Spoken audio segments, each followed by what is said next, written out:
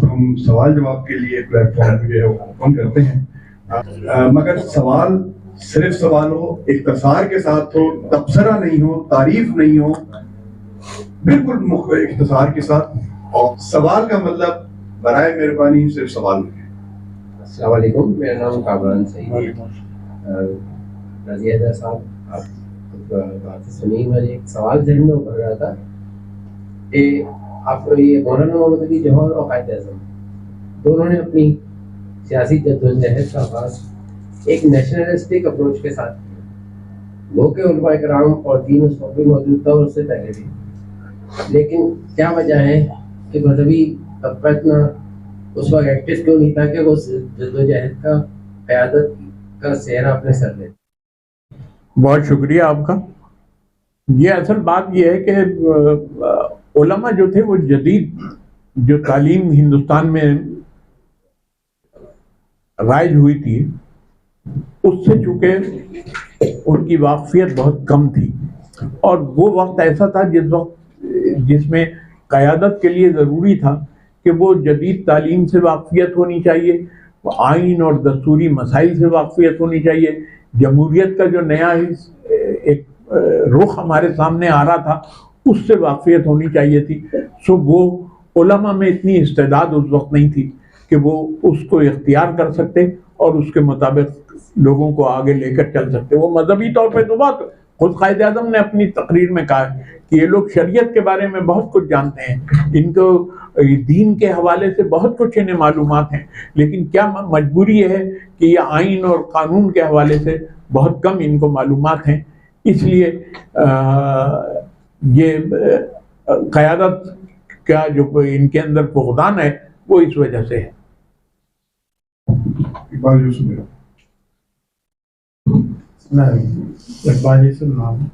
جی. آپ نے سن 70 کے انتخابات میں مسلم لیگ کی عدم شرکت کے حوالے سے گفتگو کی. سوال میرا یہ بنتا ہے کہ مسلم لیگ قاف لیگ لام میم نون کون سی وقت مسلم لیگ بنتی رہی ہیں، ہم کون سی مسلم لیگ کی بات کریں اور کون سی مسلم لیگ کو اس وقت کردار ادا کرنا چاہیے. یہ خود انگریزوں کی بنائی ہوئی مسلم لیگ نہیں ہے جس کو جب چاہتے ہیں اسٹیبلشمنٹ اپنی مرضی کے مطابق ڈال دیتے ہیں.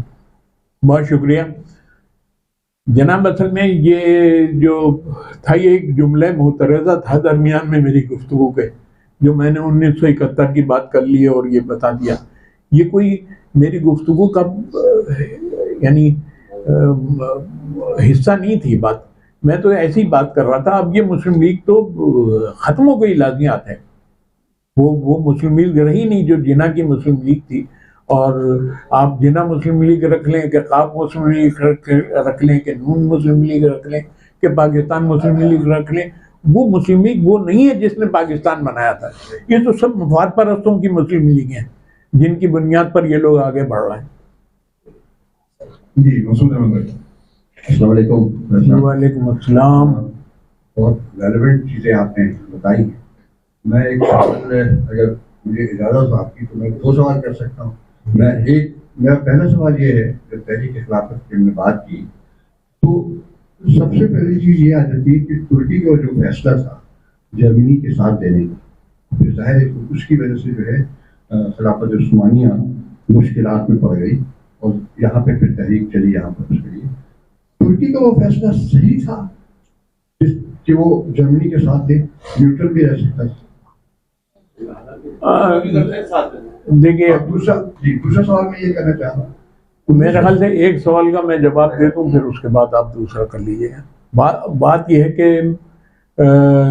خلافت عثمانیہ جو تھی وہ اس کو اس وقت جو مسائل درپیش تھے وہ مسائل یہ تھے کہ اس کے جو اتحادی تھے، جو اس سے الحاق رکھنے والے ممالک تھے، ان سب پر برطانیہ کا ایگریشن بڑھ رہا تھا، اور وہ سمجھتے تھے کہ اس ایگریشن کو روکنے کے لیے اور ان کو اس خلافت عثمانیہ سے علیحدہ کرنے کے لیے جو جدوجہد کی جا رہی ہے اس کے لیے ضرورت اس بات کی ہے کہ اس وقت جرمنی کا ساتھ دیا جائے. اور جرمنی ایسا کمزور ملک نہیں تھا اس وقت، وہ خاصا اس میں قوت تھی، جبھی تو برطانیہ سے اس نے آنکھیں چار کر لی تھیں، نہیں تو نہ کرتا. اور وہ فیصلہ اس وقت اس تناظر میں بالکل درست تھا لیکن بعد میں جو وقت نے یہ ثابت کر دیا کہ صاحب وہ غلط ہو گیا فیصلہ.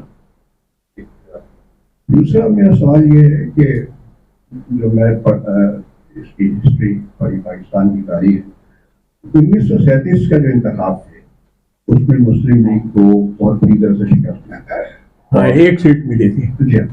اور 1946 کے اس کے بعد کے انتخابات میں ان کو 100%. اس کے دوران کی جو چیزیں ہیں تھوڑی سی اگر روشنی ڈالنے کی میری معلومات میں بھی اضافہ ہوگا تو شکر گزار. بھائی مسلم لیگ ری آرگنائز ہوئی انہی سالوں کے دوران, اور جب ری آرگنائز ہوئی تو پورے ملک میں اس کی آواز جو تھی وہ پھیل گئی تھی, اور اس کے نتیجے میں مسلمانوں کو بھی یہ احساس ہو گیا تھا. پہلے تو یہ احساس نہیں تھا انہیں, کیونکہ کانگریس کا غلبہ موجود تھا, تو انہیں یہ احساس ہو گیا تھا کہ جب تک کہ مسلم لیگ جو ہے اس کو مستحکم نہیں کیا جائے گا اس وقت تک ہم اپنی آزادی حاصل نہیں کر سکیں گے. یہ 1940 تک تو اپنی آزادی حاصل کرنے کی بات تھی. 1940 کے بعد علیحدہ ملک حاصل کرنے کی بات شروع ہو گئی تھی. سو ایسی صورت میں علیحدہ ملک حاصل کرنے کی جو بات تھی اس نے جو تھے مسلمانوں کے اندر جذبات کو بہت زیادہ فروغ دیا, اور انہوں نے مسلم لیگ کی حمایت کی اور اس کے امیدواروں کو ووٹ دیا. یعنی یہ بات تو آج کہی جاتی ہے, لیکن یہ اس وقت کی بات ہے کہ مسلم لیگ اگر کھمبے کو بھی کھڑا کر دے گی نا تو وہ جیت جائے گا, کیونکہ اس وقت مسلمانوں کے تمام جذبات جو ہیں وہ مسلم لیگ کے ساتھ ہیں. میرا نام سہیل یعقوب ہے, اور میرا سوال یہ ہے کہ مسلم لیگ نے جو اپنا مقدمہ بہت کامیابی سے لڑا اور ایک مسلمانوں کو ایک ملک لے کے دیا, لیکن 47 کے بعد کیا وجہ ہوئی کہ مسلم لیگ وہ اپنا وہ فعال کردار ادا نہ کر سکی اور معدوم ہوتی چلی گئی؟ آپ کے خیال میں اس کی کیا وجہ ہے؟ شکریہ. اب دیکھیے, ایک عام آدمی کی حیثیت سے تو مجھے وجوہات کا علم ہے, لیکن ایک تاریخ کے طالب علم کی حیثیت سے میرا موضوع جو ہے وہ 1857 سے 1947 تک ہے, میرا جو پیریڈ ہے جس پر میں کام کرتا ہوں. تو ایسی صورت میں آپ کو میں نہیں بتا سکوں. السلام علیکم. میں یہ کہنا چاہ رہا ہوں کہ ندوۃ العلماء کا شبلی نعمانی اور اس کے بعد سید سلیمان ندوی اور ندوۃ العلماء کے رسائل وغیرہ, اور اس کے بعد نواب بہادر جنگ کا ایک اہم مطلب اسلامی لحاظ سے قائد اعظم کے ساتھ اشتراک رہا یا مسلم لیگ کے ساتھ, اور اس کے مقبولیت کے لیے. اچھا, پھر اشرف علی تھانوی اور پھر سہارنپور کے دیوبند مدرسے کے تمام علماء کرام, جس میں ہم نے شبیر ابن احمد عثمانی کا نام لیا. اور ذرا نواب صاحب کے کردار کے حوالے سے سید سلیمان ندوی اور کون نواب صاحب؟ نواب بہادر یار نواب بہادر یارجنگ بلا شبہ ایک تحریک پاکستان کے ایک اہم ترین رہنما تھے. اور جہاں تک آپ نے ندوے کی بات کی, تو ندوہ جو تھا اس کا تحریک پاکستان سے کوئی تعلق نہیں تھا, لیکن ندوے سے فارغ التحصیل جو لوگ تھے ان کا تعلق تحریک پاکستان سے جڑ گیا تھا. ان میں مولانا سید سلیمان ندوی بھی تھے, اور مولانا سید سلیمان ندوی جو تھے وہ تو پاکستان آ بھی گئے تھے وہاں سے. اچھا, اسی طرح سے مولانا حسن مثنی ندوی جن سے کو زیارت کا شرف مجھے حاصل ہے بہت, وہ بھی ندوے کے تھے, لیکن انہوں نے تحریک پاکستان میں بڑا اہم کردار ادا کیا. مولانا عبدالقدوس ہاشمی تھے, انہوں نے تحریک پاکستان میں بہت اہم کردار ادا کیا. تو یہ علماء کی تاریخ جو ہے بالکل الگ ہے, اس پر گفتگو کرنے کے لیے پھر کسی وقت ہم رکھ لیں گے, اور نہیں تو یہ چیزیں الجھ جائیں گی باہم.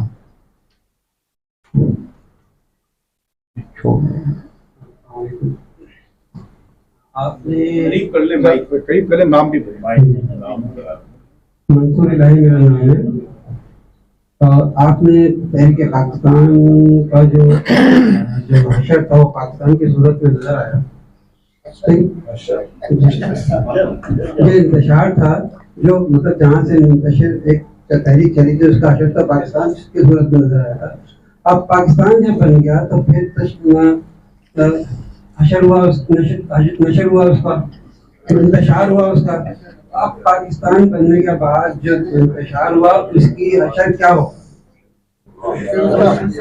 देखिए, एक बात मेरे जहन में आ रही है, ठीक है, अब आपका सवाल समझ में नहीं आया इसलिए तशरीफ रखें। पता मोहम्मद तबस्सुम भाई। पता मोहम्मद तबस्सुम, मेरा सवाल ये है कि कायदे-ए-आज़म के से ये मंसूब है कि मेरी जेब में खोटे सिक्के हैं, तो ये खोटे सिक्कों का इदराक कायदे-ए-आज़म को तहरीक पाकिस्तान की जद्दोजहद के दौरान हुआ या पाकिस्तान बनने के बाद हुआ? और जब हम देखते हैं कि इतने बड़े बड़े हमारे ज़ोमा थे मुस्लिम लीग के, तो वो खोटे सिक्के कैसे थे? बहुत शुक्रिया अता मोहम्मद तबस्सुम साहब। बात यह कि मेरी तकरीबन 50 साल तो गुजर गए तहरीक पाकिस्तान के हवाले से गुफ्तगू करते हुए, लिखते हुए, पढ़ते हुए, तहकीक करते हुए। इस तरह का कोई बयान मुझे कहीं नजर नहीं आया। ये सब इख्तिरा है। ये सिर्फ लेफ्ट के जो लोग थे उन्होंने ये हरकतें की कि उन्होंने कायदे आज़म से ऐसे अल्फाज मंसूब कर दिए जिसका जवाब देते देते हम थक गए। तो इस तरह के सवाल ना उठाएं। बहुत शुक्रिया आपका। जी, मेरा नाम वसीम अहमद है। ये छोटे छोटे दो सवाल हैं। पाकिस्तान की इस्लामी तारीख को आज़ाद हुआ था और जब पाकिस्तान में कौन से कायदे से पूछा गया था कि पाकिस्तान में कौन सा निज़ाम होगा, तो आपने क्या फरमाया था? कायदे-ए-आज़म से पूछा गया पाकिस्तान के निज़ाम क्या होगा, उन्होंने कहा कि कुरान शरीफ को किस तरह की बात बयान की जाती है, इस्लामी निज़ाम होगा। उन्होंने कहा बाकायदा। ऑस्ट्रेलिया के अवाम के नाम जो तकरीर उन्होंने की है फरवरी 1948 में, उसको पूरी को सुन लीजिए, आपको पता चल देगा कि ये, मुझे तो ऐसा लगता है कि ये एक मौलवी की तकरीर है, जिना की तकरीर नहीं है। इस कदर मजहबी नजर आ रहे हैं। इस्लामी तारीख कौन सी थी? इस्लाम। मेरा नाम जावेद। सवाल ये था कि थोड़ा मेरे जहन में बात आई थी कि कायदे-ए-आज़म मोहम्मद अली जिन्ना और मोहम्मद अली जौहर साहब के कायदे-ए-आज़म तो उनके जिंदा रहे, जौहर साहब जल्दी अर्ली इंतकाल कर गए, तो क्या जौहर साहब को अंदाजा था कि किन इलाकों में पाकिस्तान बनने वाला है और उनके बारे में? हाँ, देखिए, एक बयान ऐसा मौजूद है उनका जिससे ये पता चलता है कि मौलाना मोहम्मद अली जौहर तक़सीम हिंद के कायल हो गए थे, जबकि उस वक्त मुत्तहिदा हिंदुस्तान की बात हो रही थी। एक तकरीर में उन्होंने ऐसी बातें कही और वो तकरीर भी उनकी पेशावर की है। सो उन्हें क्यों, यानी मैं ये सोचता हूँ कि उन्हें पेशावर में वो तकरीर करने की क्यों जरूरत महसूस हुई थी। वो उन्होंने बम्बई में क्यों नहीं की, उन्होंने पूना में क्यों नहीं की, उन्होंने दिल्ली में क्यों नहीं की, कानपुर में क्यों नहीं की। तो इससे अंदाजा होता है कि उनके जहन में भी ये था कि किन इलाकों में, और ये इलाके जो थे यहाँ पर मुसलमानों की अक्सरियत थी ना, इसकी बुनियाद पर, और बार बार ये बात कही जा रही थी कि मुसलमानों के अक्सरियती इलाके जो हैं वहाँ पर पाकिस्तान बनाया जाए। ये तो उस वक्त हम भी ये बात कह रहे थे, जो हिंदुस्तान में मौजूद मुसलमान थे वो सब लोग, मेरे वालिद थे, वो भी जिद्दोजहद कर रहे थे इसी बुनियाद। उन्हें थोड़ी पता था कि वो अपनी सरजमीन छोड़ के यहाँ आ जाएंगे और अपने बाप दादा के मकाबिर वीरान करके यहाँ आ जाएंगे। तो ये उस वक्त तो सभी का ये मकसद था कि किसी सूरत से पाकिस्तान बन जाए और हम वहाँ तक पहुँच जाएं। अब एक बात जो मेरे जहन में है भी, वो मैं रह गई है, मैं आप लोगों से माजरत के साथ एक बात अर्ज कर दूँ, ये ज़्यादा अहम बात थी कि देखिए, हम बार बार मोहम्मद अली जिन्ना को कायदे-ए-आज़म कहते हैं, और ये कायदे-ए-आज़म का जो खिताब था उनसे, वो 1937 में पहली दफ़ा लखनऊ के सेशन हो रहा था, अक्टूबर 37 में, उसमें उन्हें कायदे-ए-आज़म कहकर मुखातिब किया गया। और मौलाना ज़फ़र अली खान ने पहली दफ़ा कहा उन्हें, फिर उसके बाद मौलवी फजल हक ने भी तकरीर की तो बंगाल के, उन्होंने भी कायदे-ए-आज़म कहा, सर सिकंदर हयात ने भी कायदे-ए-आज़म। लेकिन मैं आपसे अर्ज करूं, जब मौलाना मोहम्मद अली जौहर का इंतकाल हुआ तो उस वक्त हिंदुस्तान के 5 अखबारात में सुर्खी लगी थी कि कायदे-ए-आज़म मोहम्मद अली जौहर इंतकाल कर गए। एक खातून थी जो यहाँ कराची भी आ गई थी, और उनके नाम पे एक खुर्शीद गर्ल्स कॉलेज मौजूद है यहाँ पर, नवाब सिद्दीक अली खां की नागपुर के थे, उनकी बेगम थी वो। उन्होंने तो एक नज्म लिखी थी जो मदीना बिजनौर में छपी थी कि अलविदा है कायदे-ए-आज़म, मैं बतले हुर्रियत अलविदा।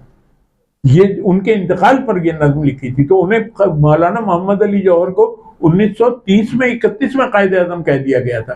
یہ تو جناح کے ساتھ تو بہت بعد میں لگا قائد اعظم. سو اس اعتبار سے بھی ان دونوں کے درمیان ایک مماثلت موجود ہے. السلام علیکم. کاشان عرض کر رہا ہوں. سر سب سے پہلے تو بہت شکریہ، آپ نے بہت مختصر وقت میں تاریخی اعتبار سے بہت ساری ہماری معلومات میں اضافہ کیا جو قابل دید ہے. میں ایک یہ جاننا چاہوں گا کہ آپ نے علماء کے رول کے حوالے سے بتایا تحریک پاکستان میں کہ ان کا رول تھوڑا مختلف رہا. شروع میں انہوں نے تھوڑا اپوز کیا، پھر بعد میں وہ حامی ہو گئے پاکستان کے فارمیشن کے حوالے سے. تو جو ہم نے تھوڑا بہت پڑھا ہے اس حوالے سے تھوڑا اس کو کنفرم کیجیے گا کہ ہم نے جو پڑھا ہے کہ علماء میں بھی دو مسلک تھے، جو ایک بریلوی مسلک تھا اور ایک دیوبندی مسلک تھا، اور دونوں ڈسٹریبیوٹ ہو گئے تھے، دونوں ڈیوائڈ ہو گئے تھے اس حوالے سے پاکستان کی فارمیشن کے حوالے سے. اور اس کے علاوہ مولانا عبدالکلام آزاد صاحب بھی جو تھے، جو کانگریس کو ریپرزینٹ کرتے تھے، انہوں نے پاکستان کی فارمیشن کو اپوز کیا تھا. اور جو کہ وہ فریڈم موومنٹ کے فیور میں تھے، لیکن وہ انڈیا پاکستان کو ایک دیکھنا چاہتے تھے. تو اس حوالے سے آپ کا میں انپٹ جاننا چاہوں گا. شکریہ. بہت شکریہ آپ کا. دیکھیے جو علماء ہے نا، وہ تو مسالک کے اعتبار سے ان کے اندر تفریق ہمیشہ سے موجود رہی ہے نا. اگر یہ تفریق نہ موجود ہوتی تو وہ چار مسلح نہ ہوتے، چار مسلک نہ ہوتے کہ حنفی، شافعی، مالکی ہے نا، حنبلی. تو یہ تو آپ 900 سال 1000 سال پہلے بھی دیکھ رہے تھے. اگر تحریک پاکستان کے دوران یہ لوگ تب ان کے اندر تفریق موجود تھی تو اس سے کیا فرق پڑتا ہے. لیکن حقیقت یہ ہے کہ جو آپ بریلوی کا لفظ استعمال کر رہے ہیں، میں بریلوی کا لفظ نہیں استعمال کروں گا. وہ جو سنی علماء تھے، جو اہل سنت و جماعت سے تعلق رکھنے والے علماء تھے، وہ روز اول سے مسلم لیگ کے ساتھ تھے، جس میں پیر جماعت علی شاہ محدث علی پوری شامل تھے، مولانا عبدالحمید بدایونی شامل تھے، مولانا عبدالماجد بدایونی شامل تھے. اس طرح کے مولانا ظہور الحسن درس یہاں سے کراچی سے موجود تھے. اس طرح کے علماء ہمیشہ سے ان کے ساتھی مسلم لیگ کے ساتھ. بعد میں جب مولانا اشرف علی تھانوی نے 1938 کے آخر میں جب پٹنہ میں سیشن ہو رہا تھا دسمبر میں، تو ایک وقت بھیجا تھا مولانا اشرف علی تھانوی صاحب نے کہ علماء کا کہ جا کر قائد اعظم کو مسلم لیگ کی حمایت کا یقین دلائیں کہ ہم مسلم لیگ کی حمایت کریں گے.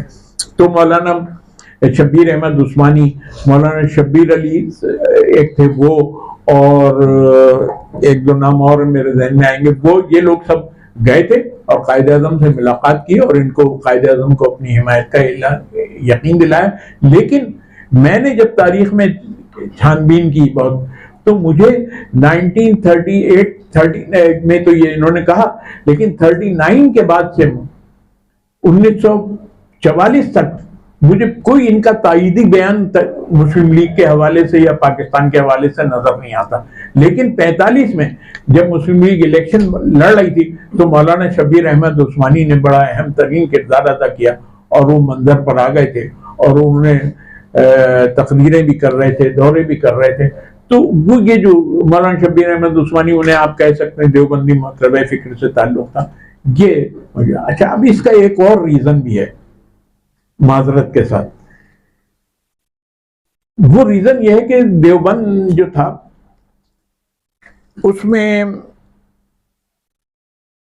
ایک اختلاف بہت پہلے ہو گیا تھا. وہ اختلاف ہوا تھا مولانا حسین احمد مدنی اور شیخ الاسلام جو تھے ہمارے، نہیں وہ نہیں، انور شاہ کاشمیری صاحب، ان دونوں کے درمیان اختلاف، جس کی وجہ سے انور شاہ کاشمیری جو تھے دیوبند کا مدرسہ چھوڑ کر الگ ہو گئے تھے، اور پھر انہوں نے سورت میں ڈھابیل کے مقام پر ایک علیحدہ مدرسہ قائم کیا، وہ بھی مدرسہ دیوبند کہلاتا ہے نا. تو وہ جو ڈھابیل کے مدرسے کے دیوبند کے فارغ التحصیل لوگ تھے، انہوں نے تحریک پاکستان میں بہت اہم کردار ادا کیا. یہ جو دیوبند تھا جس کے حسین احمد مدنی صاحب سرپرست اعلیٰ تھے، اس کا کوئی کردار نہیں، وہ مخالف تھا پاکستان کی تحریک ہے. یہ سیدھی سی بات ہے. اور بریلوی بھی کہہ لیجئے کہ وہ سنی کانفرنس ایک انہوں نے منعقد کی تھی اور اس کے حوالے سے انہوں نے کام کیا تھا، تو انہوں نے بھی تحریک پاکستان کی حمایت کی اور اس میں آگے رہے وہ. تو اس میں مولانا نعیم الدین مراد آبادی سب سے سر فہرست تھے جو بریلویوں کی طرف سے کام کر رہے تھے. یہ سارا میرا ایک مختصر سا آخری کیل ٹھوکنا ہے آپ کو. حضرت آپ سے میں پوچھوں کہ کس سے پوچھی میرے سوال یہ سوال آپ ہی سے سمجھا جا سکتا ہے اور کسی سے پوچھ بھی نہیں سکوں گا. میں صرف یہ جاننا چاہتا ہوں کہ جو ہمارے یہاں جب ڈویژن ہوا اور یہ باقی مسلم اکثریت کے علاقے تو کیا ایک اسٹیٹ ذہن میں تھی یا اسٹیٹس تھی کہ بھائی ظاہر بنگال میں جو بنگال مسلم لیگ تھی اس کے جو سیکرٹری صاحب تھے وہ سب یہ کیا کرتے تھے کہ یہ کس طرح سے تقسیم ہوگا اتنے فاصلے پہ جو کہ آج بھی اگر محسوس کرو تو غیر طبعی تقسیم ہے. تو یہ کب ان کے ذہنوں میں تھی کہ اس طرح سے اتنی دور دور ملک بنے گا یا زیادہ ملک بنے گا؟ دیکھیے بات یہ ہے کہ اب اس دور میں جبکہ میرا منہ چڑھا رہا ہے سامنے کیمرہ ہے, میں اگر کوئی بات ہلکی کر دوں اور ایسی کر دوں جو بہت ہی درست بات ہے اور اس وقت ہضم نہیں ہو سکتی لوگوں کو, سو یہ تو سوشل میڈیا پہ چل جائے گی اور میں خامخواہ میں ملوث ہو جاؤں گا. میں کہہ رہا ہوں نا کہ 1992 میں 92 میں میں نے ایک غزل کہی تھی اور وہ میں نے 96 میں دبئی کے ایک مشاعرے میں پڑھی تھی. تو اب یہ جو موجودہ دور آیا پی ٹی آئی کا, اس میں وہ میری غزل اتنی ہٹ ہوئی کہ میری بچیاں مجھ سے کہنے لگی بابا اپنا چینل بنائے نا, اس پہ بہت پیسے آئیں گے. کیا خلاف ملتی نہیں ہے پھر بھی گواہی میرے خلاف, یہ اب جا کر مشہور ہو گئی. نہیں استغفراللہ. سو یہ جو ہے صورتحال یہ عجیب سنگین ہے, لیکن پھر بھی اگر آپ یہ وعدہ کریں کہ اس کو بہت زیادہ نہیں, میں آپ سے عرض کروں اسلام آباد میں ایک بہت بڑے اسکالر تھے, وہ گفتگو کر رہے تھے, وہ تحریک خلافت کے اسکالر ہیں, ڈاکٹر نعیم قریشی ان کا نام ہے, اور انہوں نے لندن یونیورسٹی سے پی ایچ ڈی کیا تحریک خلافت پہ, پین اسلامکزم اینڈ خلافت موومنٹ, اور ان کو بہت بڑا اسکالر تصور کیا جاتا ہے. اس وقت میرے خیال سے 88 کی ایج ہوگی. میں ان سے رابطے میں رہتا ہوں, بہت کچھ سیکھتا ہوں ان سے. سو انہوں نے ایک بات کہی تھی, تو میں نے ان سے پلٹ کے کہا, میں نے کہا جو آپ نے کہا نا کہ آدھا پاکستان جو ہے اس میں ہم زندگی گزار رہے ہیں, تو میں آپ سے ایک سوال کرنا چاہتا ہوں کہنے کے بارے میں. میں نے کہا دیکھیے کہ علامہ اقبال کی جو تجویز تھی جسے ہم خواب کہتے ہیں, وہ انہوں نے کہا میں دیکھ رہا ہوں, یہ یہاں سے شروع ہوتا ہے ان کے خطبے میں جملہ, تو ہم نے کہہ دیا کہ خواب تھا ان کا, میں دیکھ رہا ہوں اس سے. سو میں نے کہا اس میں کہیں بنگال نہیں تھی. پھر چودھری رحمت علی 1933 میں آیا, ان کا ناؤ اینڈ نیور کتاب تھا, اس میں کہیں بنگال موجود نہیں تھا. پھر قرارداد پاکستان 1940 میں آئی, اس میں کہیں بنگال موجود نہیں تھا. آپ کہہ رہے ہیں آدھا پاکستان میں زندگی گزار رہے ہیں. یہ اصل میں 1946 میں جب مسلم لیگ اوور ویلمنگ میجورٹی سے ہندوستان میں انتخابات جیت گئی اور وہ لیجسلیچر کنونشن ہوا اپریل 1946 میں دلی میں, تو وہاں پر سہروردی نے, مولوی عبدالحمید بھاشانی نے, اور ایک صاحب اور تھے, 3 آدمیوں کا نام میرے ذہن سے نکل رہا ہے. ان تینوں آدمیوں نے قائد اعظم سے بات کی اور انہوں نے کہا کہ یہ جو قرارداد پاکستان میں 2 اسٹیٹ کا لفظ ہے, اس کو کیوں نہ ایک کر دیا جائے. سو قائد اعظم نے کہا کہ مطلب پاکستان جو ہے بنگال اور پاکستان دونوں یہاں ہم ایک کر دیں. انہوں نے کہا جی اگر ایسا کر دیا جائے, تو انہوں نے کہا آپ گفتگو کر لیں اپنے لوگوں سے.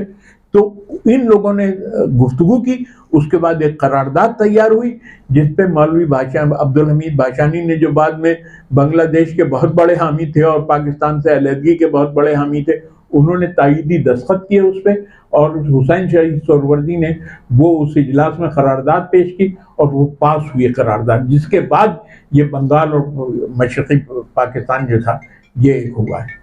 نہیں تو اصولی طور پر ہماری روٹس میں جو ہے نا وہ بنگال موجود نہیں تھا. مسلمان ملک تھا, ٹھیک ہے, اور مسلمانوں کی اکثریت تھی وہاں پر, تو اگر ایک علیحدہ ملک ہو جاتا تو کیا حرج تھا. لیکن ہم چونکہ اس بات پر ایڈمنٹ تھے کہ نہیں ایک ہونا چاہیے, سو ایک ہو گیا تھا تو وہ 2 ہو گئے. کیا کیا جائے, سوری, یہ بڑی تلخ حقیقت ہے تاریخ کی. میں جاننا چاہتا ہوں, بالکل صحیح بات ہے. یہ زاہد جوہری صاحب. اچھا وہ ہیں یہاں پر. جی جی زاہد جوہری صاحب. اپنی آگاہی کے لیے وہ چیزیں معلوم ہم بھی جان لیں گے. ایک تو یہ کہ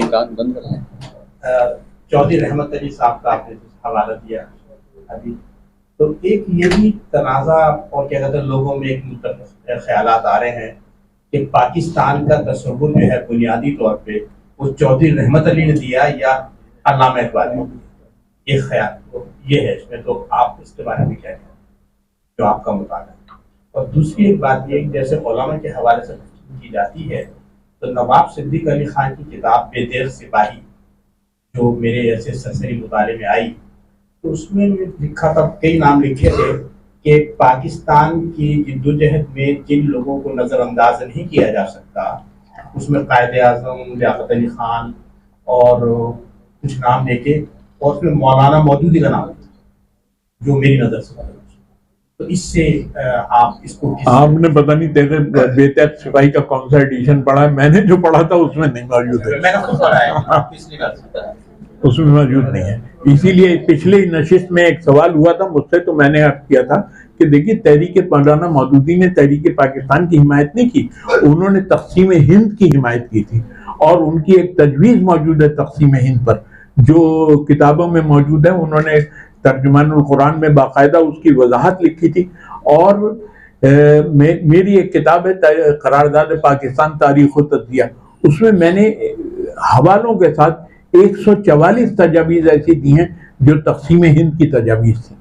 سو اس میں جو اہم تجویزیں تھیں ان میں علامہ اقبال کی تجویز تھی، چودھری رحمت علی کی تجویز تھی. علامہ اقبال نے ایک فکری طور پر وہ یہ بات کہی تھی کہ علیحدہ میں وطن دیکھ رہا ہوں. چودھری رحمت علی نے اس کا نام بھی دے دیا، ڈیمارکیشن بھی کر دی انہوں نے اس کی. سو اس لیے چودھری رحمت علی اہم ہے. ایک صاحب اور کہتے ہیں کہ یہ چودھری رحمت علی نے پاکستان نہیں کہا تھا بلکہ کسی اور نے کہا تھا.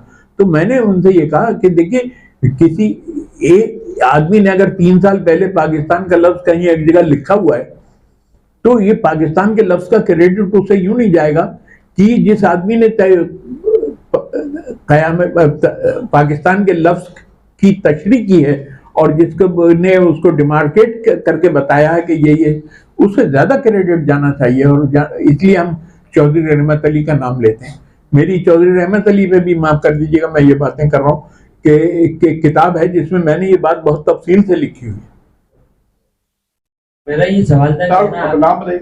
محمد، میرا نام محمد ہے، اور میرا یہ سوال تھا کہ نا آپ نے پاکستان کا نام تو بتایا کہ پاکستان کا نام کس نے لیا اور کہاں سے نکلا، لیکن اس کا جھنڈا، اس کے جھنڈے پہ چاند ستارہ ہونا چاہیے اور ہرا سفید کلر ہونا چاہیے، یہ کس نے انتخاب کیا اور کب نکلا یہ جھنڈا؟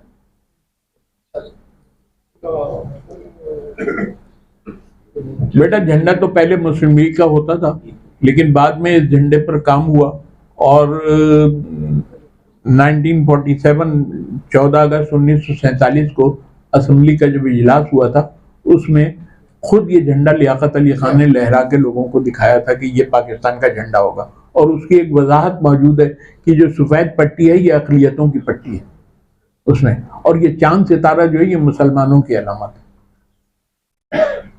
بسم اللہ الرحمن الرحیم. میں اسلم خان فاروقی ہے. میرے ذہن میں کیا آپ موجودہ پاکستان کے قائد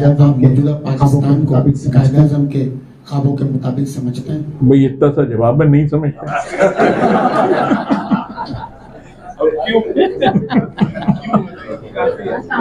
خواتین کی نمائندگی بھی ہو گئی. میرا نام حنا شہباز ہے. آپ نے ایک بات کہی تھی کہ قائد اعظم نے کہا کہ علماء کو آئین اور دستوری مسائل کے بارے میں نہیں پتا اور شریعت کے بارے میں پتا ہے. تو اگر ہم اسلام کی بات کریں تو آپ کو نہیں لگتا یہ کانٹرڈکٹ کرتا ہے؟ ہم کہتے ہیں Islam is a complete code of life. تو ایک مسلمان جو اسلام کے نام پہ بنا تو ہمیں ایک ایسا ہی بننا نہیں، ایک ہر مسلمان ہر چیز کو ریپرزینٹ نہیں کرتا. آپ کیا ہم لیڈر کو عالم سے یا مسلمان کو الگ کر سکتے ہیں؟ کہ بہت کانٹرڈکشن ہے نا.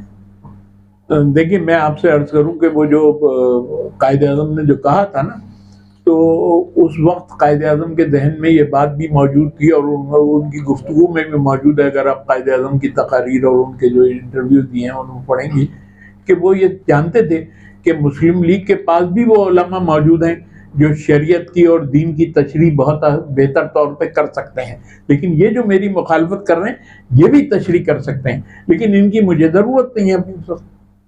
یہ ان کا کہنے کا مقصد تھا. نہیں تو مسلم لیگ کے پلیٹ فارم پہ ایسے علماء موجود تھے جو بہت ہی اہم تھے اور بہت ہی انہوں نے بڑے بڑے کام کیے. مولانا بابی سید سلیمان ندوی جیسے آدمی کا نام آیا، کتنے بڑے عالم دین تھے وہ، اور کتنے اسکالر تھے وہ، کتنے بڑے. سو یہ کوئی خاص وہ نہیں ہے اس کا. شہزاد علی نام ہے میرا. جیسے آپ نے بھی کہا کہ جس مقصد کے تحت حاصل کیا گیا تھا اس مقصد کے تحت یہ کام نہیں کر رہا، آپ نے بھی کہا. تو چھوٹی سی میں آپ سے وضاحت چاہوں گا کہ غلطی کہاں ہوئی. یہ میں کیسے بتا سکتا ہوں؟ محمد مشہور پاسمی. ماشاء اللہ.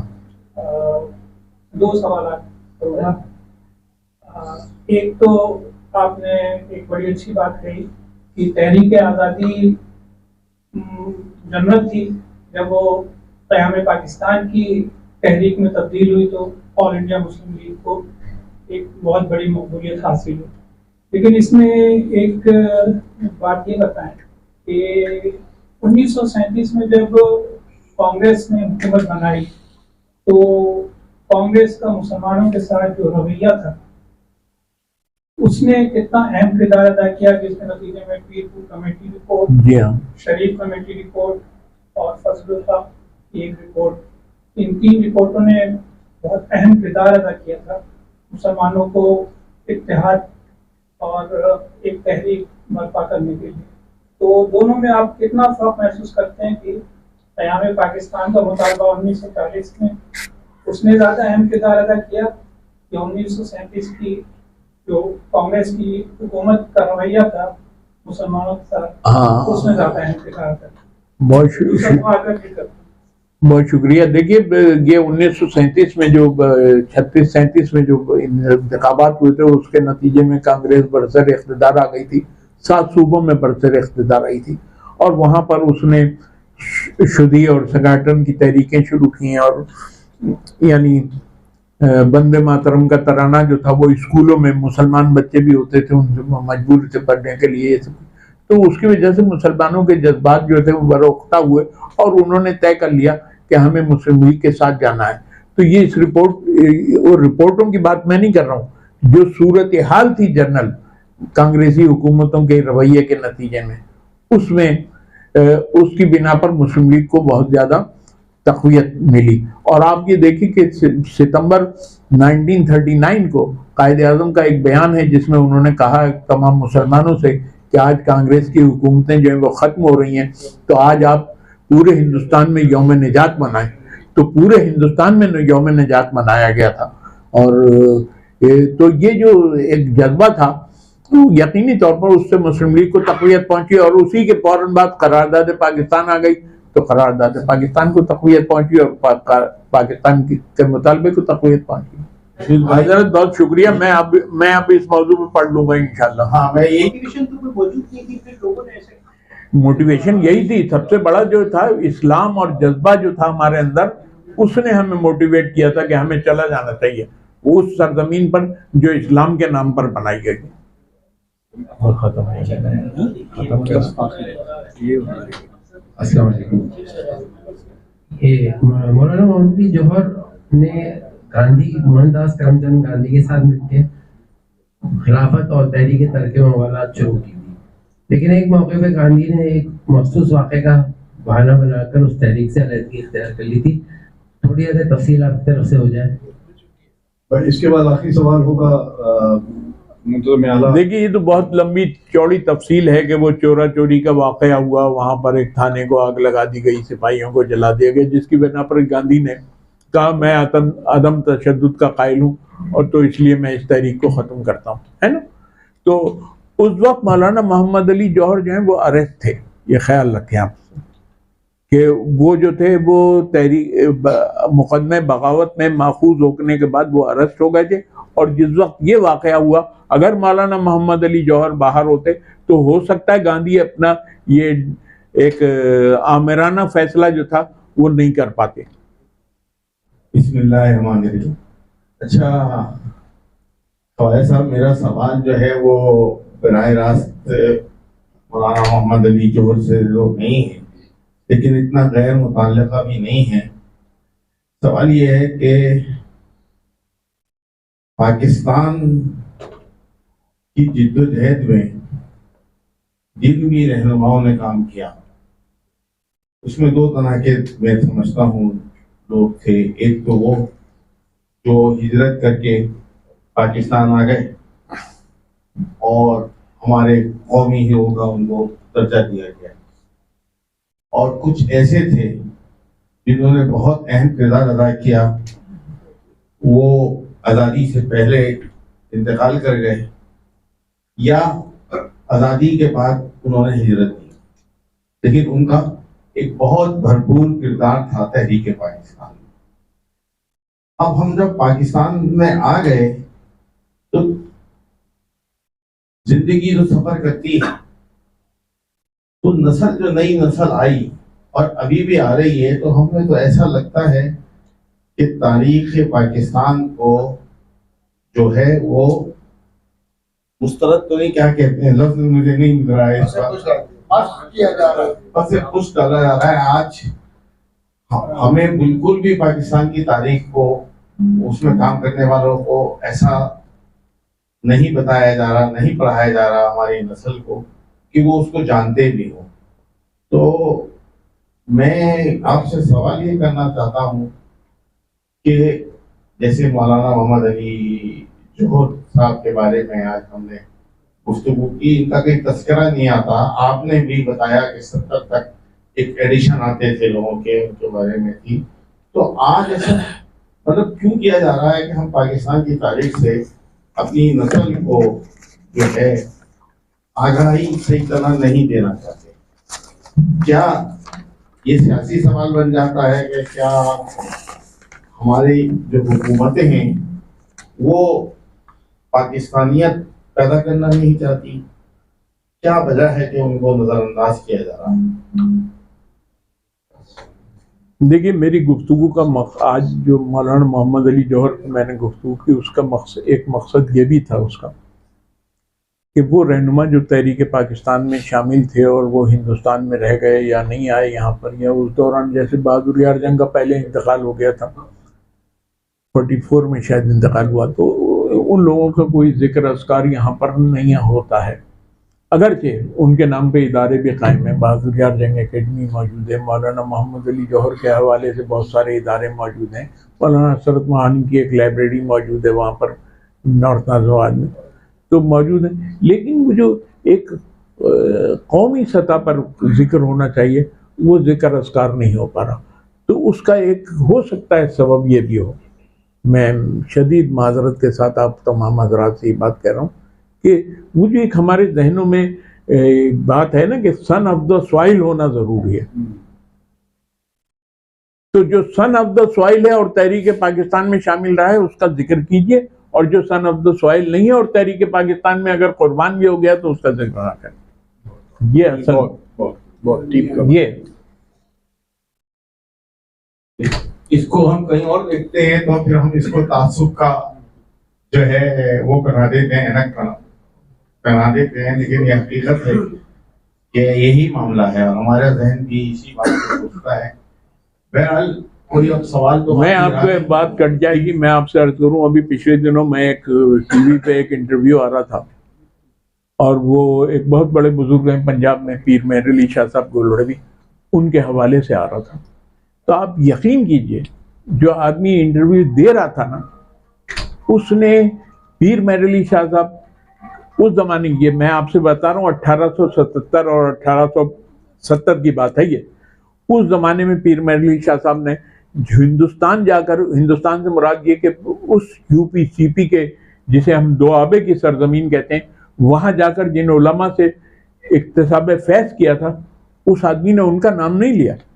بعد میں نے ٹیلی فون کر کے اس آدمی، کیونکہ میں جانتا تھا، میں نے جب ٹیلی فون کر کے کہا، میں نے کہا یار مولانا احمد علی محدث سہارنپوری آپ کے نزدیک کوئی حیثیت نہیں رکھتے تھے، جن سے انہوں نے 2 سال تک دور حدیث کیا تھا؟